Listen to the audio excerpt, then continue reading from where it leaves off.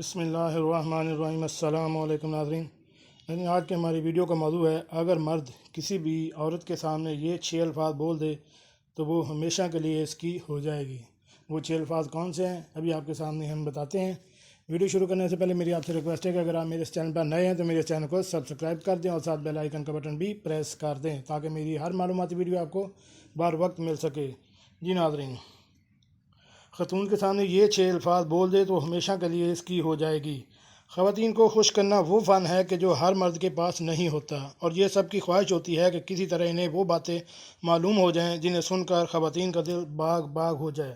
برطانوی ماہرین نفسیات نے ایک جامع تحقیق کے بعد وہ اہم ترین باتیں معلوم کر لی ہیں جنہیں سننا خواتین کے لیے سب سے زیادہ خوشی کا باعث بنتا ہے۔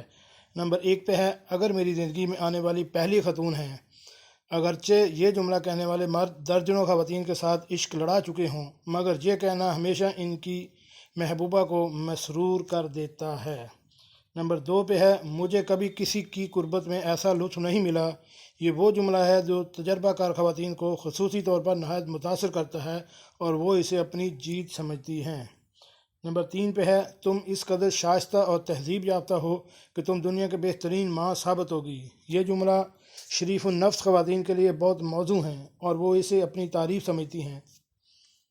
نمبر 4 پہ ہے، پلیز ساری زندگی میرے ساتھ رہنا۔ یہ جملہ خواتین کو احساس سے تحفظ لاتا ہے اور انہیں اس بات کا خدشہ نہیں رہتا کہ کل اس مرد کی نیت بدل سکتی ہے۔ نمبر 5 پہ ہے، میری خوش قسمتی ہے کہ مجھے تم جیسی محبوبہ ملی ہے۔